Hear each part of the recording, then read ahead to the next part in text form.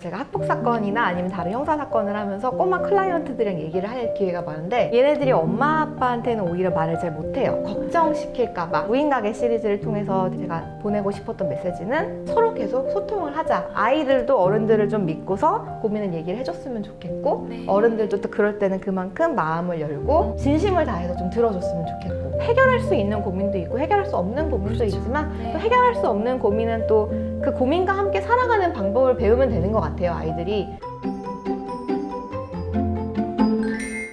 안녕하세요. 네, 안녕하세요. 반갑습니다. 안녕하세요. 오늘은 전형적인 N잡을 하고 계시는 그러면서 이제 전문직에 몸담으시고 또 두 아이의 엄마이기도 한 우리 작가님을 모시고 아이들이 좋아할 만한 이야기를 좀 나누어 보도록 하겠습니다. 네. 소개 부탁드릴게요. 어떤 분이세요? 네, 안녕하세요. 법무법인 SC 대표 변호사 서아람입니다. 지금은 형사 전문 변호사로 활동하고 있고요. 이전에는 검사로 11년 재직을 했고 지금은 소설도 쓰고 동화도 쓰고 또 한겨레 교육센터에서 강사로도 활동하고 있습니다. 우리 어린이들, 초등 친구들이 즐겁게 읽을 만한 재미있는 동화를 들고 오늘 소개해 주시러 이렇게 나오셨는데요. 이제 우리가 흔히 생각하는 전문직 종사자들에 대한 고정관념이 있잖아요. 네네. 엄청 공부만 하셨을 것 같고 공부 되게 잘하셨을 것 같고 그건 맞죠? 잘했던 건 맞는데 항상 잘하진 않았고요. 저도 좀 기복이 있었고 항상 공부만 했던 거는 또 아닌 것 같아요. 네. 그렇다 하더라도 검사 출신 변호사님께서 동화를 쓴다. 그리고 제가 알기로는 쓰신 소설들이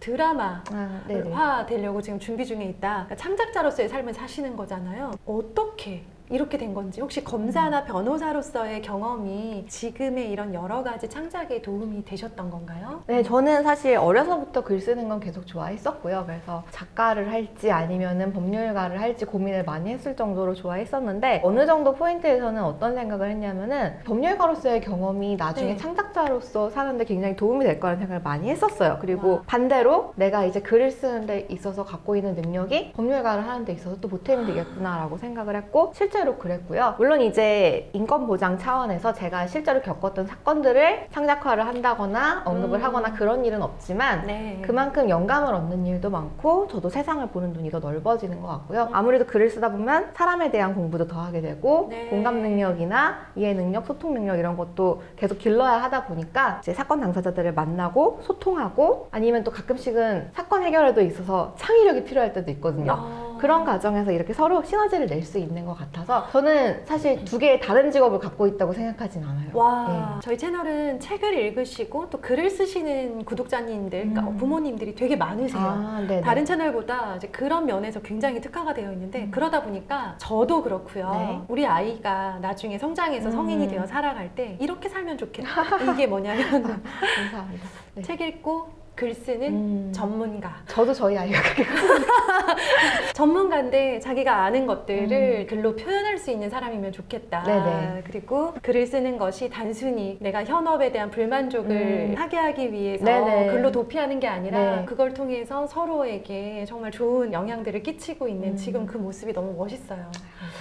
이번 시리즈가 초등학생들을 대상으로 하잖아요. 어떻게 또 어린이 분야까지 확장을 하셨어요? 사실 제 인생에서 제일 중요한 사람이 두 사람인데 그게 이제 저희 아들하고 딸이거든요. 근데 제가 이제 유퀴즈에 나가고 뭐 책이 나오고 언론에 나가고 해도 얘네들은 아무것도 못 느끼는 것 같은 거예요. 엄마 책이야 보여줘도 뭐 아무 생각도 없고 막 유퀴즈 틀어줬더니 한 10초 후에 근데 뽀로로는 언제 틀어줘? 그러고 있고 그래서 고민을 했던 게 언젠가는 내 책을 아이들에게도 보여주고 싶다 그리고 읽혀주고 싶다라는 생각에 막상 써보니까 너무 재밌더라고요. 너무 재미있어서 앞으로도 계속 쓰게 될 것 같습니다. 지금은 아직 유치원생이지만 학교에 들어가면 책을 들고 가서 이거 우리 엄마가 쓴 책인데 여기 내 이름도 나와 막 이러면서 보여주고 아이들은 또 책을 읽으면서 우리 엄마가 이런 글을 쓰는구나 우리 엄마는 이런 생각을 하는구나를 알아줬으면 하는 그런 마음이 있었어요.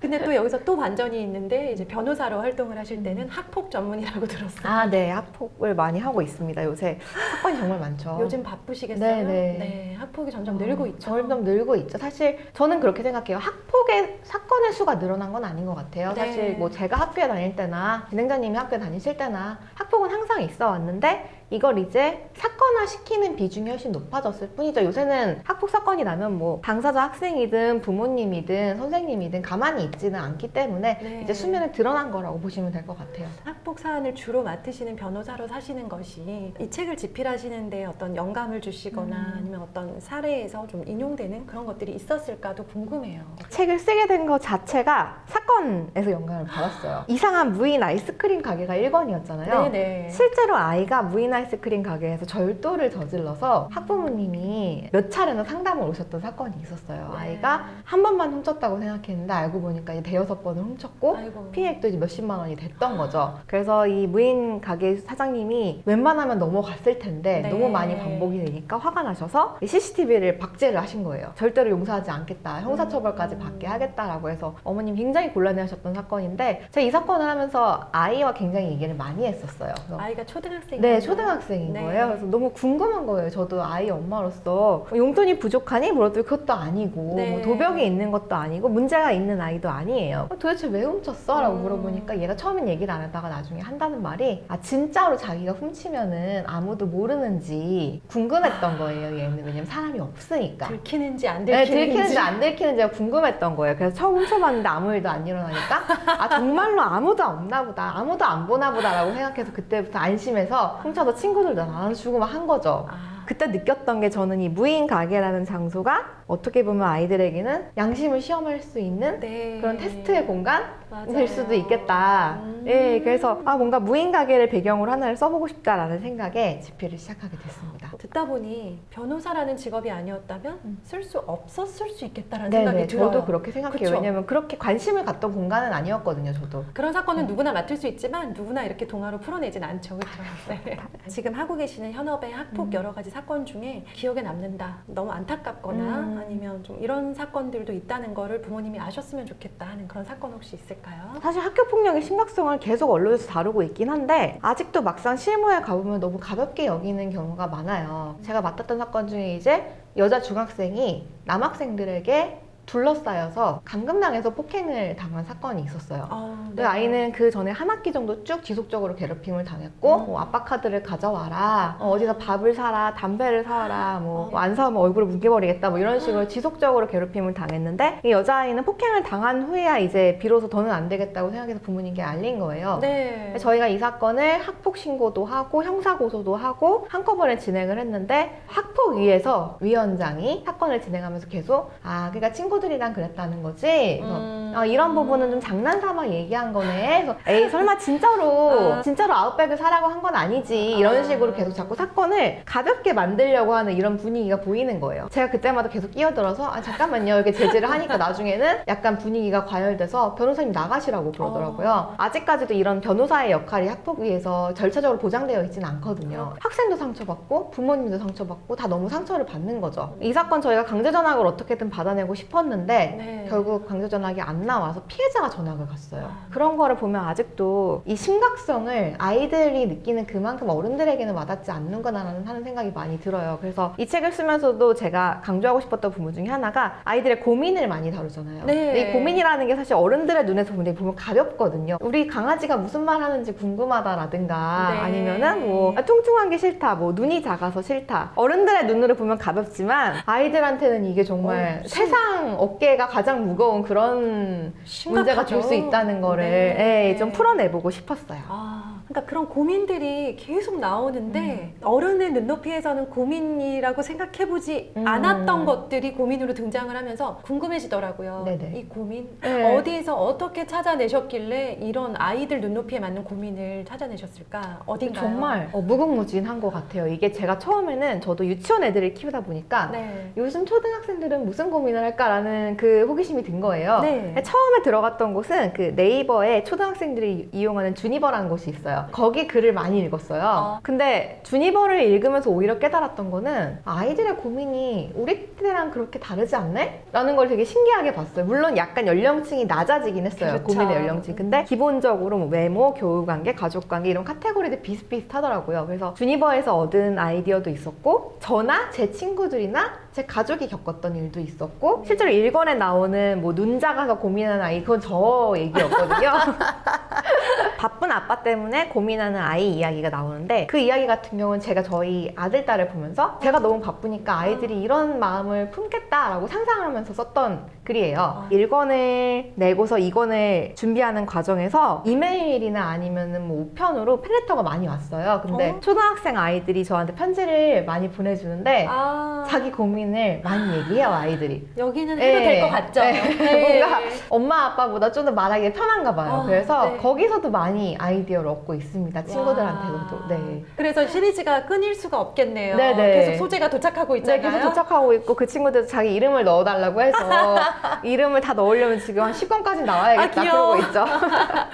제가 학폭 사건이나 아니면 다른 형사 사건을 하면서 꼬마 클라이언트들이랑 얘기를 할 기회가 많은데 얘네들이 엄마 아빠한테는 오히려 말을 잘 못해요. 걱정시킬까 봐. 오히려 처음 보는 변호사한테 마음을 터놓는 경우가 많아서 어머니 아버님들의 그런 어려움은 저는 이해합니다. 말씀하셨듯이 우리도 어릴 때 했던 고민이거든요. 그렇죠. 근데 네네. 세월을 맞다 보니까 네. 다 까먹었어요. 네네. 그래서 뭔가 우리는 이해하지 못하는 뭔가일 거라고 생각하는데 사실은 아닌 거죠. 우리도 다 돌이켜보면 한때는 했던. 맞아요. 네. 정말 개인적인 리뷰인데요. 저희 남편이 물론 동화를 많이 읽진 않지만 네. 본인이 읽어봤던 동화 중에 이 책이 제일 재밌다 그랬어요.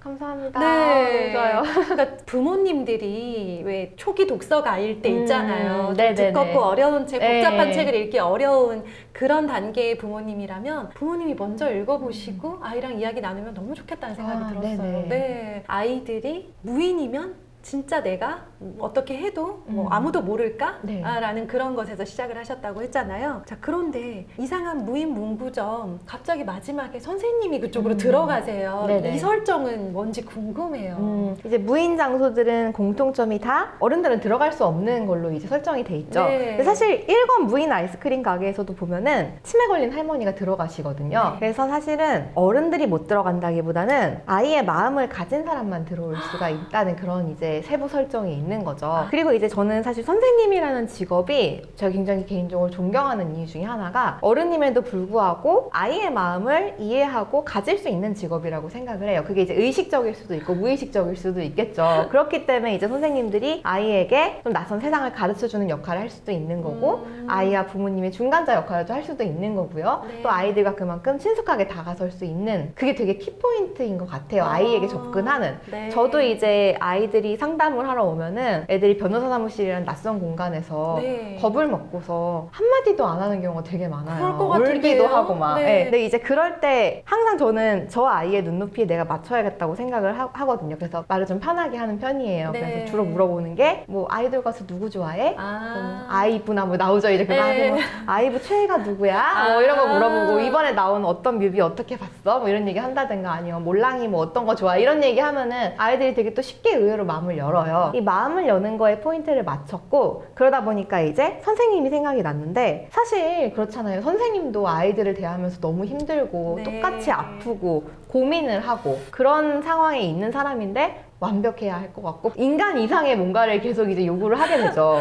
선생님들은 결국 그렇게까지 완벽함을 요구받으면서 계속 노력을 하고 있는데도 거기에 마땅한 감사나 존경을 또 받지 못하고 있는 게 실상인 것 같아요. 그래서 사실 이 마지막 이야기를 통해서는 읽는 아이들에게 너희들이 그렇게 생각하는 선생님은 사실은 또 이런 모습도 있어. 이렇게 힘들어하고 이렇게 인간적이고 이렇게 나약하고 또 너희들의 사랑을 받고 싶어하는 마음도 있어. 그거를 좀 이해해 줬으면 하는 그런 마음을 담아서 마지막 이야기는 준비했던 것 같습니다. 와, 변호사로서 또 전직 검사로서 많은 관점에서 다양한 형편의 그런 사람들을 보면서 그것들에 대한 경험치가 쌓이신 분이 동화를 쓸 때는 정말 전하고자 하는 그런 메시지가 있을 것 같아요. 궁극적으로 딱 한 가지만 꼽아주신다면 어떤 게 있을까요? 제가 이제 검사일 때도 그렇고 네. 변호사일 때도 그렇고 소년 사건이나 학폭 사건을 다루다 보면은 항상 느끼는 게 가해 학생이든 피해 학생이든 어쨌든 다들 뭔가 아픈 점이 있어요. 우리가 물론 가해 학생들을 쉽게 비난하지만 그 아이들도 결국은 어떤 아픔이 있었고 고통이 있었고 소통의 오류가 있었기 때문에 거기까지 가게 된 거거든요. 그래서 또 얘기를 하다 보면 느끼는 게 이런 아이들의 이 고민이나 이런 어려운 점을 누구 한 명이라도 좀 들어줬으면 네. 아니면 이 아이들이 이걸 좀 쉽게 빨리 얘기를 했으면, 네. 도움을 요청했으면 상황이 이렇게까지 심각하게 안 왔을 텐데 라고 안타까워했던 적이 많이 있어요. 무인가게 시리즈를 통해서 제가 보내고 싶었던 메시지는 서로 계속 소통을 하자. 아이들도 어른들을 좀 믿고서 고민을 얘기를 해줬으면 좋겠고, 네. 어른들도 또 그럴 때는 그만큼 마음을 열고 진심을 다해서 좀 들어줬으면 좋겠고. 네. 해결할 수 있는 고민도 있고 해결할 수 없는 고민도 있지만 네. 또 해결할 수 없는 고민은 또 그 고민과 함께 살아가는 방법을 배우면 되는 것 같아요, 아이들이. 가령 저는 눈이 진짜 작았지만 이걸 어제 초중고등학교 때 어떻게 할 수는 없으니까 그냥 네. 결국은 같이 사는 방법을 익혔거든요. 네. 네, 그런 식으로 같이 노력하는 모습을 이 책을 통해서 보여주고 싶었습니다. 네. 저희가 이렇게 영상을 보여드리면 댓글 이벤트를 하거든요. 네네. 이제 보통은 이 영상에서 어떤 점이 너무 좋았어요. 이런 면에서 도움이 됐어요. 라고 말씀을 하시는데, 오늘은 그냥 제가 네. 우리 변호사님, 우리 작가님을 응원해드리는 마음으로 우리 애가 요즘은 이런 고민을 해요. 하면서 고민의 소재를 선물로 드리는 그런 감사합니다. 이벤트를 해보고 싶어요. 너무 좋네요. 네, 네네. 그래서 고민이 쭉 댓글로 쌓이면 네. 막 갖다가 쓰세요. 네, 정말 그래서 이 감사합니다. 시리즈가 끊이지 네. 않도록 저는 이해 안 되지만 요즘 저희 애는 이런 고민이 있답니다 네네네. 하시면서 아이들의 정말 생활 밀착형 고민들 댓글로 남겨주시면요, 저희가 이벤트를 통해서 이 책을 선물로 보내드리도록 하겠습니다. 우리 변호사님 그리고 작가님, 마지막으로 한 말씀 해주시고 오늘 마무리하도록 하겠습니다. 이 무인 가게라는 장소가 저는 굉장히 친숙하면서도 신기한 이중성을 갖고 있는 장소라고 생각해요. 저는 개인적으로 무인 가게가 처음 들어왔을 때 너무 재밌었거든요. 저희 로펌 1층에도 무인 카페가 있는데 거기 들어가서 커피를 마시다가 갑자기 어딘가 마이크에서 사장님이 거기 옆에 보시면 시럽 있어요 라고 하시는 거예요. 저 깜짝 놀라가지고 막 여기 누가 지켜보고 있느라고 너무 큰 충격을 받았던 기억이 있어요. 트루먼 쇼 같은. 네, 80년대생인 저한테는 정말 큰 충격이었는데 요즘 아이들은 또 이 무인 가게를 너무 자연스럽게 받아들이더라고요. 맞아요. 네, 전혀 이렇게 이상해하지 않고. 저는 제가 무인 아이스크림 가게를 냈을 때 부모님들한테 했던 말이, 아이들이랑 같이 이 책을 읽으시고 아이스크림 사드시러 가면 좋겠어요. 그리고 네가 만약에 아이스크림을 먹는다면 너 어떤 게 필요하니? 엄마는 뭐 어떤 아이스크림 먹으면 좋을까? 이런 식으로 대화를 해보시라고 말씀드렸었는데 이 이상한 무인 문구점도 같이 읽어보시고, 주변에 있는, 우리 동네에 하나씩은 다 있는 요즘 맞아요. 무인 문구점에 같이 가셔서 요즘 애들은 도대체 어떤 물건을 좋아하는지, 왜 좋아하는지 같이 얘기를 해보시면서 아이와 이해할 수 있는 그런 시간을 가지시면 좋을 것 같습니다. 이렇게 즐거운 독후 활동이 함께 되었으면 좋겠습니다. 네, 오늘 즐거운 말씀 그리고 유익한 말씀 감사합니다. 감사합니다. 네, 여기서 마무리할게요. 안녕히 계세요.